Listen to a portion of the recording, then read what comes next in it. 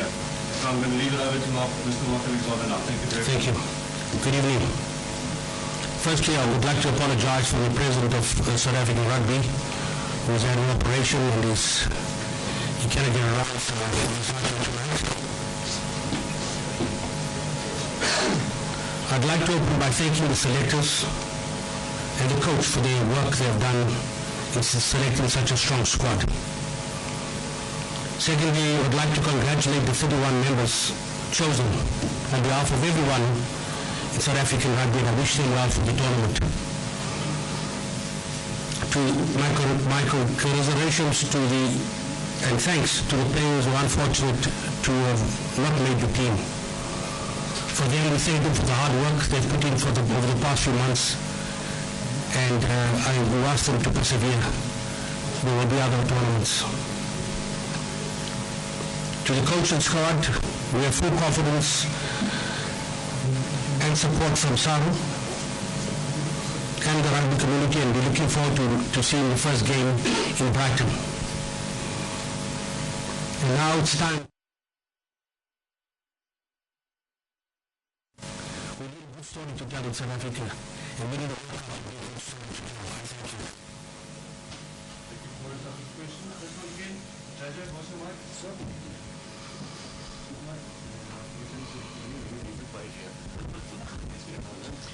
Heineke, at the start of the international season, you said you wanted to take 18 forwards to the World Cup, and at that stage you were going to take 6 props. That's now changed to 5 props, but now you're only taking 17 forwards. Can you just explain your thinking around that?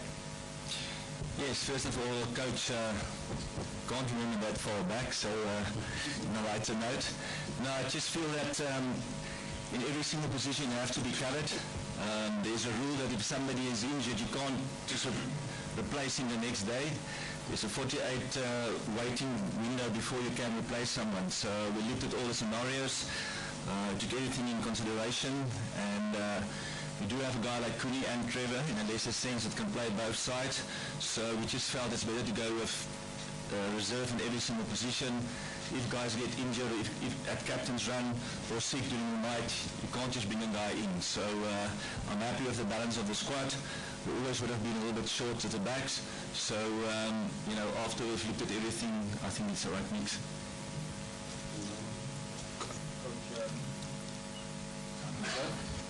Coach, the growing ambitions are obviously from a perspective, not obviously on course right now. Can you just talk us through how you go through the process of not going with them, considering they've been part of your squad for the majority of the year?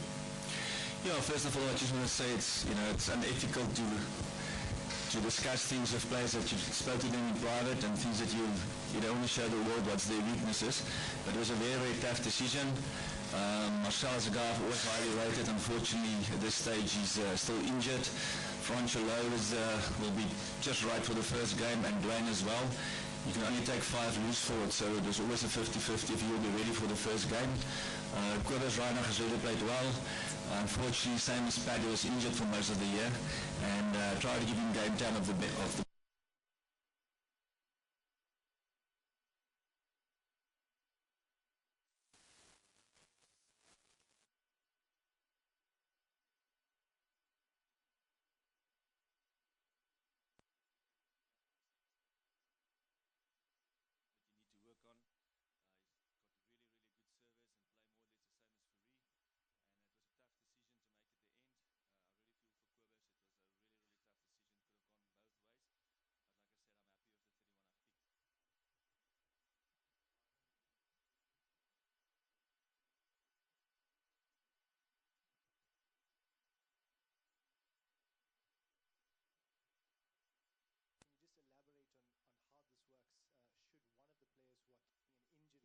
head to the World Cup and then break down? Sorry, I didn't see the bracketed players. How it works, there's a standby list. All those guys are 100%, they know where they stand, so there is a standby list. If there's injuries, the next guys know will be in. Now, I'm just checking on the players who are heading to the World Cup with current injuries. Will they be able to replace? Yes, but we're 100% confident that all those guys will be fit. A lot of those guys best form of their lives. Like I said, like Luet, they really had a good off-season, so I'm really happy with those guys. And on the medical advice, all those guys will be fit for the first game. I can consider every single one. Still 2 weeks to go, but I can consider every single guy for the first game, which I'm very happy. It didn't look like that a week or two ago, but the injuries is really recovered, and I'm hopeful that we can pick out of 31 for the first game. Nick, is it disconcerting for you that guys, some of these injured guys like Rudy Page and Dwayne Vermeulen and so, hasn't had any game time for quite a while? I've always said I'm going to always try and be honest with the media. In a sense it is, but I've said a few times now that there's certain players that's just warriors. I always say, to use the cliche, it's like charcoal doesn't mean anything, but if you put a lot of pressure over years on charcoal, you get diamonds. And, you know, a guy like Dwayne, I've picked him, I think, 2 years ago against the All Blacks. He didn't play at all. He came back and was one of the best players in that game. Same with Luet. For Rudy Page, I know what he can do. You just don't look at games. We also train against Namibia. We also do a lot of, even now the next 2 weeks, a lot of semi-opposed contact. So, with no disrespect to our opponents, every single game is going to be tough there. But I still believe there's 4 games where we can blend guys in. But the things I've seen in training with those guys have been awesome. I truly believe like guys like Flo and Dwayne that hasn't played a lot, although Flo had a long European season. But a lot of those guys is probably in the best form that I've ever seen them. I mean, Dwayne has really worked hard. He's in superb physical condition. And those guys, like I said, warriors, they just need 30 minutes and they're back into the game. So I'm not really worried about that. I think, you know, they'll be 100% fit to go when we need them. Heineke, to a lot of people, probably on the outside, the selection of Rudy Page, the fact that he hasn't played yet for you, it seems a strange decision. Can you maybe just take us through your thinking or why he maybe didn't get a chance during the international season? Yeah, first of all, took him at the end of tour last year. Unfortunately, he got injured. Wanted to give him a chance there. He came as a replacement. Again, the plan was always to give guys chances later on, especially in a away game against Argentina. Unfortunately, you know, we let our country down with that game, and I said to the guys that let the country down has now to go back and fix it. But again, guys like Morna hasn't played, guys like Cooney hasn't played, there's guys in the Australian team that hasn't played. You know, I just feel that one test match, even if you give a guy a test match or from the bench, it's not going to make a difference. I feel we've got 2 very experienced guys in 9 and 10, and 2 9s with Fourie and Piney. And Rudy's, he knows the type of rap we want to play. From day one, I said to him, Rudy, you've got a good chance to go. You need to work on a few things. Obviously, looking back, it's always easy. Probably should have given him a go or 2. But, you know, sometimes you can't explain the pressure. And if you look back, it's quite easy. But I'm very happy with him. He's been with us from the start. He's really improved. And like I said, he played ahead of Hougaard, which is a quality player. So I really feel for Kobus. It was a very, very close decision. But I just think Rudy is the right guy, and he brings something different for us. Maybe just to add one thing he does have, he's got an unbelievable kicking game, especially in wet conditions. He's got a great kicking game. He's used to playing like that, and he's got a great service, and that's one of the things that we need, especially in wet conditions. Heineke, it's been a tough few weeks in terms of lots of issues, transformation, losing. How much relief is there that you finally named the squad and now you can really get on with the business of focusing on the World Cup? Yeah, you know, I'll be honest, it was probably the most 2-3 most emotional days, not just in my rugby career. And you're talking about life and death out there, so can't say in my life, but almost. Because all these guys had really, really put their bodies on the line. You know, it was so great. Those guys really train hard. Every single guy out there, and I really, truly mean it, every single guy is good enough to play in the World Cup final. What was great is I think we did it in the right way. I saw every player on a one-on-one. You know, it was amazing to see guys bursting out in tears when they knew they were selected. On the other hand, also guys crying that wasn't selected, and that was very emotional, but was great. We really felt we kept them here, greeted them the next day. You know, a lot of tears, and that just showed how close the guys were. What was really tough for me, or was great for me, is that most of those guys stood up and said, "Listen, you know, we're very jealous that we didn't make it. But we support you guys. You don't just represent the country. You also represent us, and we'll stand behind you and we'll support you. And, you know, when there's injuries, we'll be ready. And that's the spirit of the team. that's the spirit of the country. And you know, I really felt for those players, because as a coach, you want to make dreams true. That's why I started coaching. For me, it's not to be in the limelight or about money and things like that. It's just to make a difference in people's lives, and then you take dreams away. And I'll be honest, every single decision was, the margins are so small. I could have picked 5 other guys and they would have been brilliant as well. You know, really, every single guy could have gone to the World Cup. So it was very emotional. But you know, now we also have to be positive for the guys that's going. And like I opened and said, you know, Mr. Mandela said, sport can really change the world and can inspire nations. You know, it can unite people. One thing I'm big on is, you know, speak a language to the youth that they understand, and we want to be role models out there. And then the biggest thing is it can give hope where there's despair. So, you know, there's always hope for those players. We really want to show the country there's always hope in South Africa. And without sounding arrogant, I really want to be humble. We want to go out there, give our hearts to a country and do whatever it takes. We know it's going to be tough to win the World Cup to South Africa, and it's more relaxed now because this is the 31. They know where they stand and we're ready to go. Heineke, just considering a guy like Frans Steyn, obviously he's got 2 World Cups worth of experience behind him, and obviously a terrible hardship he's gone through recently. Maybe you can just touch on his omission from the squad and the last few weeks, what he went through and how his involvement was here, and just in general his omission from the squad. Yes, I think what people don't understand is that you know, there's a lot of criticism from the outside, but you as a coach work with those players day in and day out. You know, you're there when their families pass away. You probably see them more than I see them more than I see my own kids. Probably see them more than I see their own fathers. So you know, you're not just working with numbers and making up the numbers and cutting. You're working with human beings, and you feel for every single guy. So Frans, he really had a bad time. You know, we had a great chat in the beginning of the year. He really wants to play for the Boks again. He said he made mistakes, and he's a true man that accepts that. He was so positive, and then, you know, with his brother passing away, it was really emotional. And, you know, it was so great. And like I said, I don't want to put things in the media that's between me and the player. But when I spoke to him, he says he understands. He's almost ready. You know, within a week or 2, he'll be 100% ready, but he hasn't played. He's gone through emotional patches, but he said, Coach, you know, whenever you need me, you just phone me. I'm on the next flight. And he was so positive, you know. He gave me a hug. Tears in his eyes, tears in my eyes. And so, again, he's one of the guys that we can pull up. And what was really brilliant, every single player out there really wants to play.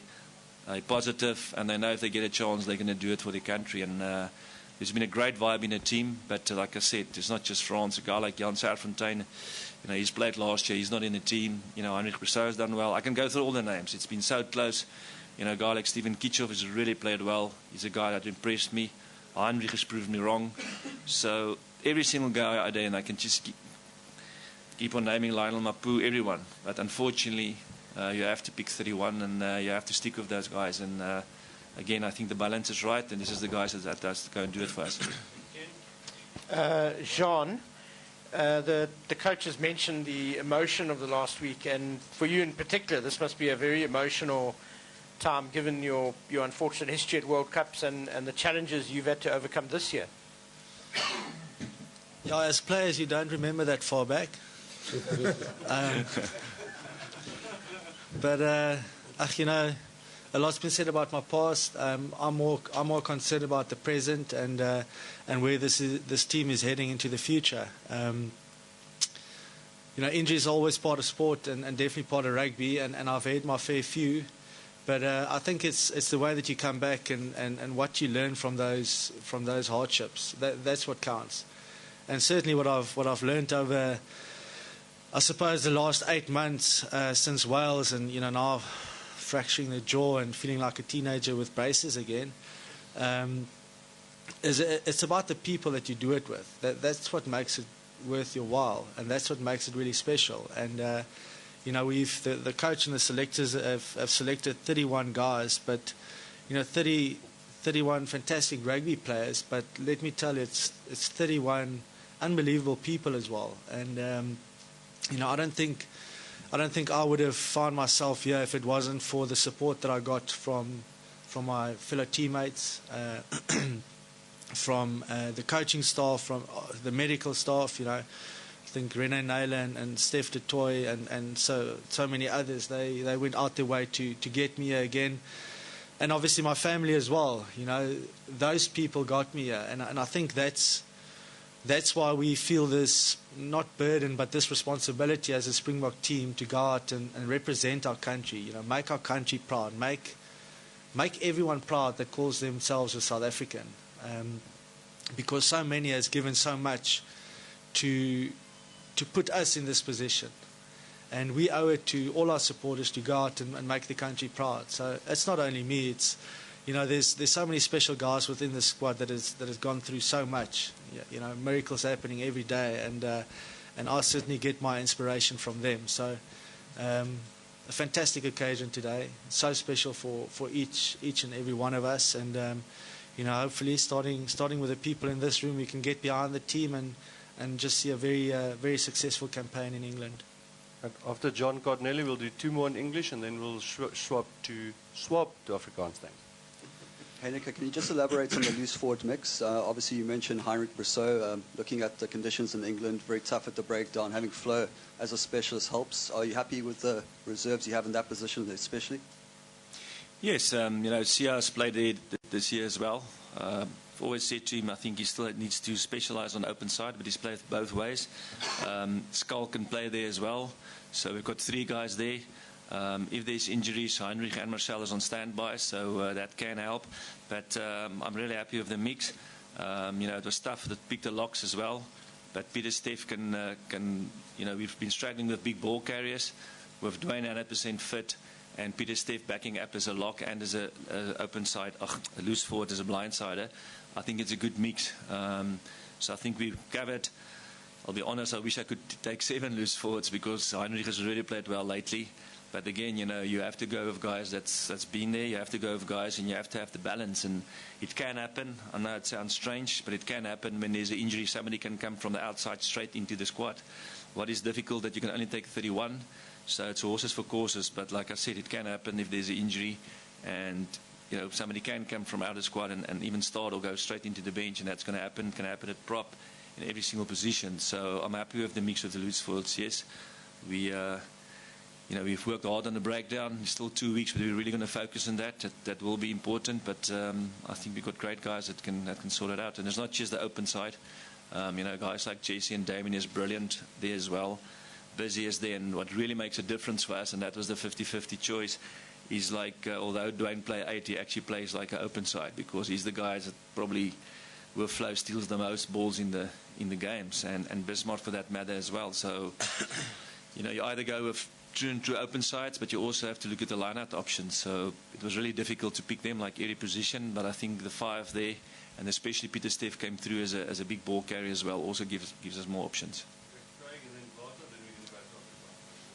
Mark, just from a Saru perspective, with transformation and so on, is Saru happy that all targets have been met for the squad? We're happy where we are with our transformation initiative. We signed an agreement with the government and SASCOC. There are 6 dimensions, which performance is one. Currently, we had checked our barometer. We're 92% on track. So we're happy where we are right now. We could do better, but we're happy. To Jean, probably a similar question to one Craig had. As a bunch of players, as a group of players, how much is all the issues that go on the outside and the fact that your coach gets attacked by a previous Springbok coach, how much has that affected the team, and what message do you have to your players and probably to the rest of South Africa who are probably hoping to hear some words of encouragement for you guys? Yeah, look, from a playing point of view as well, it's been tough. You know, for me, obviously the Argentina game, losing here, having waited so long to get the opportunity to play again, and then losing, then fracturing my jaw, and a lot happened in that week. But I think in a way it made us stronger as a squad, and we've definitely learned through those obstacles as well. You know, the last couple of days, I think I saw how much we have grown as a squad, players and management included. When you saw the emotions that went around with the guys being omitted from the squad and the guys making the squad, And I think it all pulled us a little bit closer together. So, you know, there'll always be critics. And I think in a way it's because people care. People want the Springboks to do well. And I think if it's coming from the heart, and if that's really your intention, that you want the Springbok team to do well, you know, then I'm open to any criticism. So I think once you lose that, once there's no more interest in the Springbok team, then we're really in trouble. But you know, we're in a situation where people care about the Springboks. They want the team to do well, and to me, you know, I'm willing to always listen to that and use what I can use and hopefully make the team a better team then. Sorry, net om aan te las by Walter se vraag. Daar's baie gesê in die laaste ruk deur veral die voormalige coach Pieter de Villiers en baie oor jou. And that was the press conference. Net jou reaksie op alles wat gesê is? Yeah, I'm going to answer that in English so everybody can understand that. I'm totally honest if I say that I truly respect Peter de Villiers first as a coach. I think he's an awesome coach and a human being. I think he's done a lot of good things for South African rugby. I think he's been a great diplomat for South Africa, and the big thing is made a difference in a lot of people's lives, and we need people like that. You know, it'll be great if you can still be involved in rugby in South Africa. We need guys that can make a difference, especially at grassroots level and all over. So, you know, from my side, I just wish him the best of luck for his future. Guys, before we carry on, I think we've got to excuse Mr. Alexander, unfortunately, who's going to catch a plane by Joburg and Perth to Auckland, if I'm not mistaken, and then we'll just carry on. So, well, thank you very much.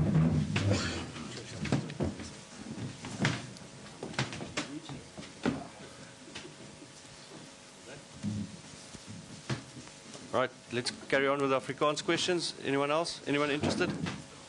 I can't see with the left. No one? Go. Thank you. Okay, bro. Brendan, nog een keer? Brendan?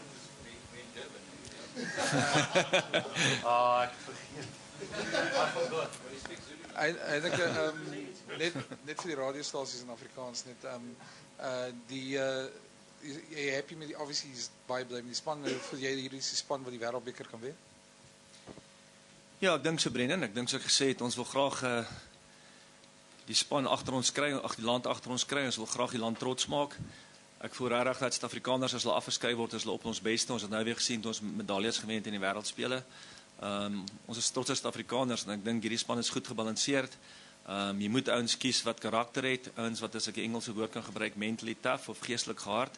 So ek het baie vertroue in hierdie span. Gaan nie maklik wees nie. Het gaan regtig nie maklik wees nie. Elke span is goed voorberei. Maar ek glo regtig in hierdie spelers en ek ken baie van die spelers al vir 'n lang tyd.